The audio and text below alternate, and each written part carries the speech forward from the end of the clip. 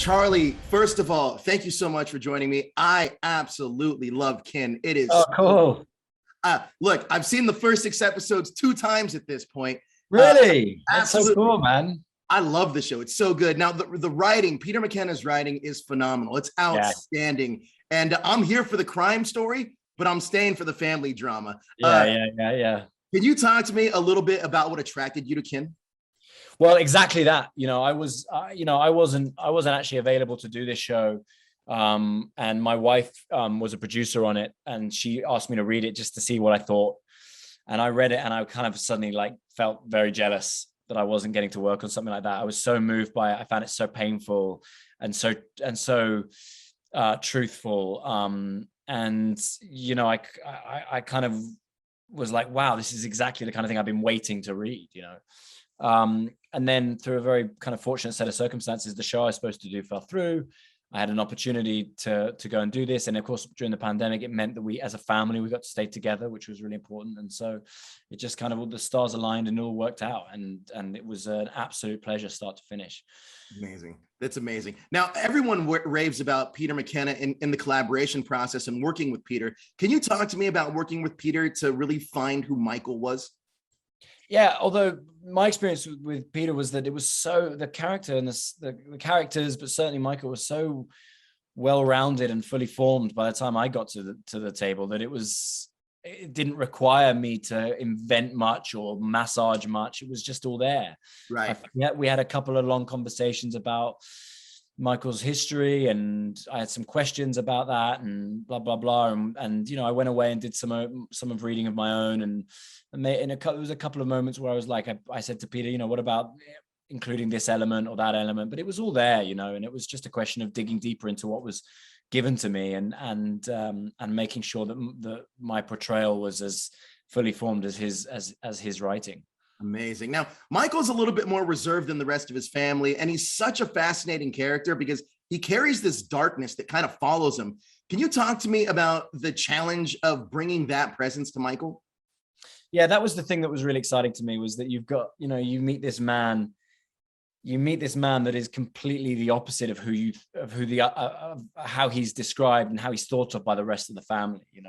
He's kind of has this gravitas and this air of authority, and this that you feel like the kind of person who's going to walk in the room is like kind of running shit. Yeah. And then you meet him and that doesn't seem to be the case at all. He seems to be quite vulnerable and damaged, and doesn't say much, speaks when spoken to, is quiet, and then of course you start to learn why that is, and how maybe the person you're meeting is not like the man that went to jail 8 years before. The fun bit for me was to find that guy, but also make sure beneath it all there were glimpses into who he had been and what he was capable of, so that we feel like we like him, we ally ourselves with him, we feel sorry for him even, and then suddenly he might say or do something and you're like, oh shit, that guy's dark. Yeah, that's exactly right. And you said it the best too. There's a vulnerability that character Michael has. I mean, mixed in with the darkness.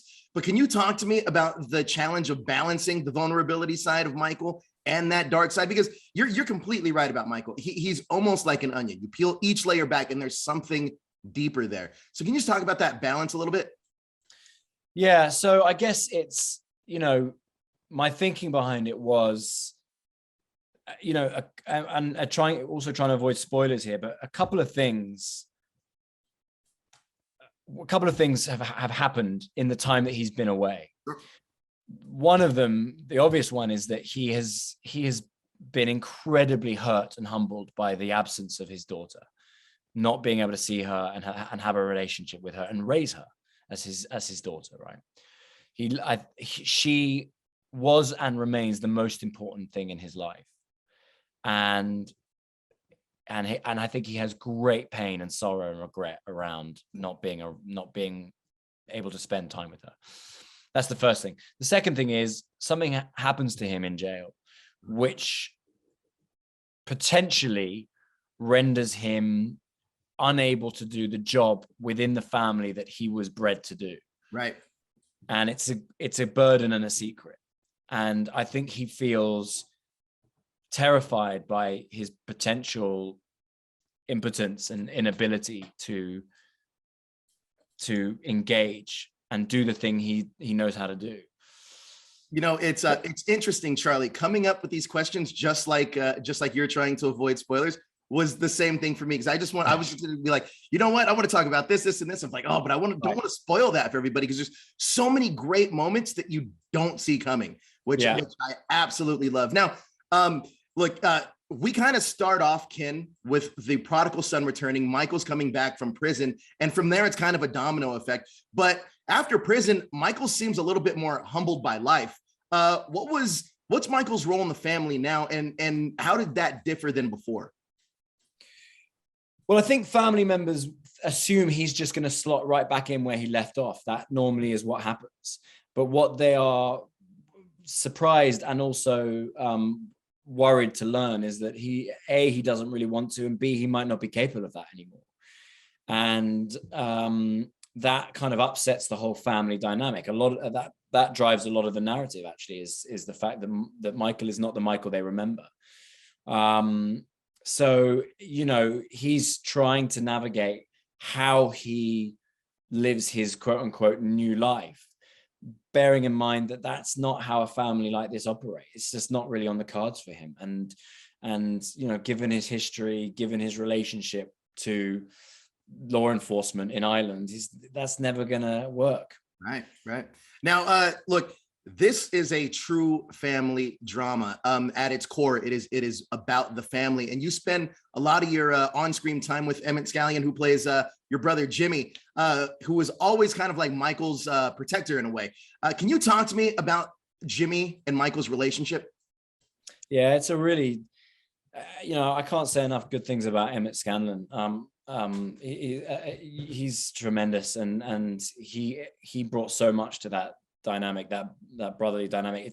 I found it to be unexpected, but very, very, very truthful, and it really helped explain Michael, how Jimmy handles being around Michael, how he's protective and also kind of feels threatened by him. It was so revealing to me. You know, I think that their history with their father which we don't explore too much in season 1, but is very, very complicated. And I think that Michael he's done stuff that's almost unforgivable in the past towards his brother. But at the same time, weirdly, I think Jimmy knows that Michael took the brunt of the father's abuse. And in a way, Jimmy can't ever, can never not try to be protective of his brother. Man, Charlie. That relationship really kind of flourished because it's so nuanced and different and interesting. It wasn't in any way cliche, and we had a great time kind of playing with it, And every single time you guys are on the screen, there's something deeper that's going on, and it's magical. I love seeing you guys on the screen together because I love seeing those characters on the screen together. It's so good. Now you're right. Emmett killed it in this role. And can you talk to me about what he brought to the role of Jimmy that may have surprised you or wasn't necessarily on the page? Yeah, I think there was a version of a lot of the Jimmy and Michael scenes that there was a version where we could have played them with much more tension and much more kind of chest puffing and like trying to be the top dog.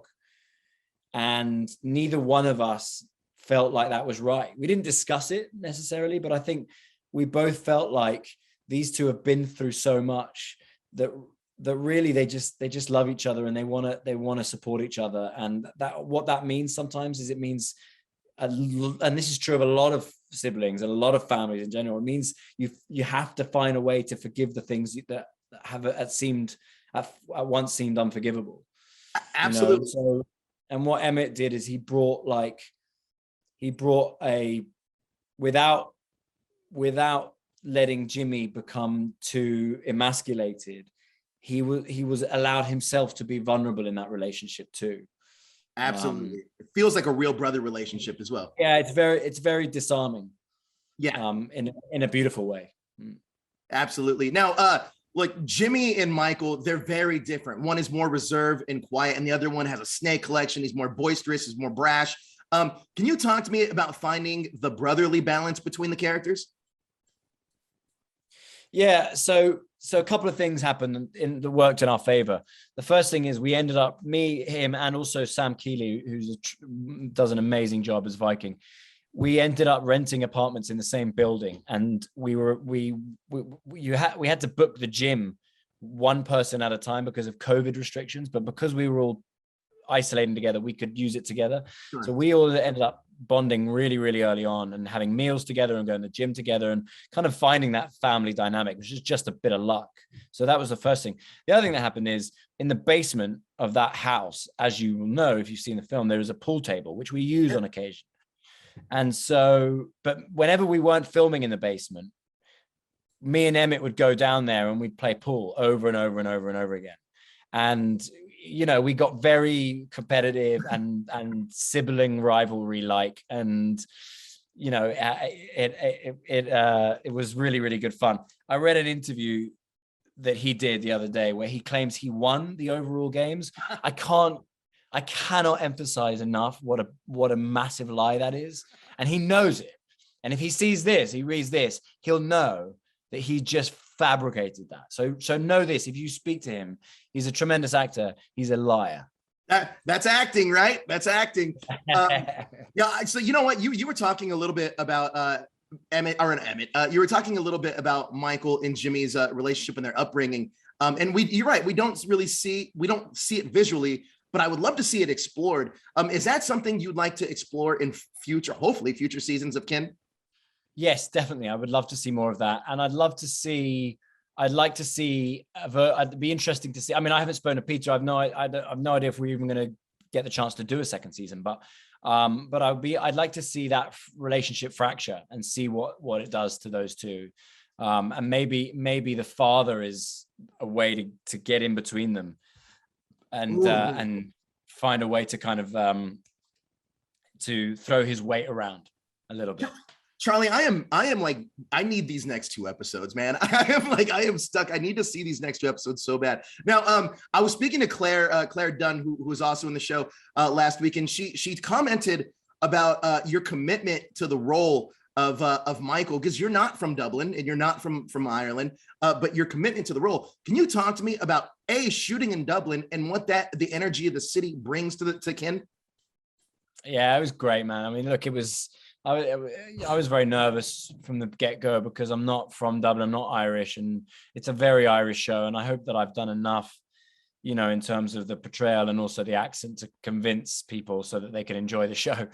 But yeah, it's like, you know, it's no different to filming in New York or filming in London. You know, the city has a lot of character, it carries a lot of weight, and it becomes, you know, as an important element as the actors and the plot. You know, a lot of our show takes place, you know, in dark corners and, you know, in small apartments, in warehouses and blah, blah, blah.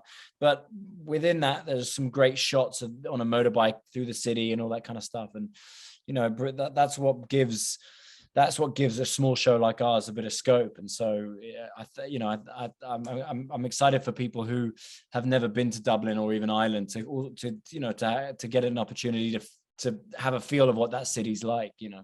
Absolutely. And even with that city and Kin, can you talk to me about any research you may have done for the role of Michael that you just stumbled across and was like, oh, this is really fascinating about Dublin or Ireland or any of the stuff that you researched during the role for Kin? Yeah, there's an amazing crime journalist in Dublin called Nicola Tallant, and she's done many podcasts about organized crime in Dublin over the years. She's written a wonderful book, and I read that, and I also got, you know, I convinced her to chat with me, and we spoke on Skype, and I read her book, and there was I got so much from all of the amazing journalism she's done. There was a couple of chapters in particular in her book where after I read it, I took it to Peter, the writer, and was like, this is what I think the dynamic between the father and Michael has been like. And I'd like to just keep that in the back of my mind going forward, because I think that it will really influence and make, if we get the chance to explore the father-son relationship, it will really enrich it. So yeah, but you know, like that I was when I discovered Nicola Tennant, I was like, oh wow, someone's done all the research for me, and all I have to do now is just read what they've written and listen to what they have to say.